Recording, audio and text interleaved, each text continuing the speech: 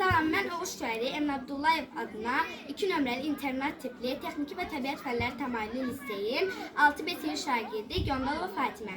Mən bu gün sizə oxuduğum bir kitab haqqında danışacağam. Mənim oxuduğum kitabın adı Elizabeth Tacın Gümüş Tankilər əsəridir. Burada mənim ən sevdiyim obraz Hans Brinker'dir. Çünki o anası, bacısı və xəstə atası üçün əlindən gələni edir. Gecə-gündüz dayanmadan çalışır, çabalayır və haqqı olanı alır. Həmçinin Hans öz qeyri-adi bacarığı, ağlı və təcrübəsi sayəsində hər kəsi özünə heyran edirdi.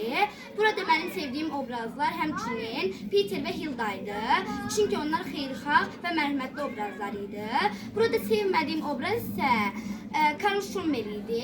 Çünki o Gretel və Hansla kasıb olduqları üçün onları qınayırdı və onları çox gülürdü. Həmçinin bu kitabdan mən öyrəndim ki, kasıb da olsa kasıbları qınamamalıyıq, onların da insan olduğunu unutmamalıyıq. Kitablarla inkişaf edək layihəsinə təşəkkürlər, sağ olun, minnətdarım.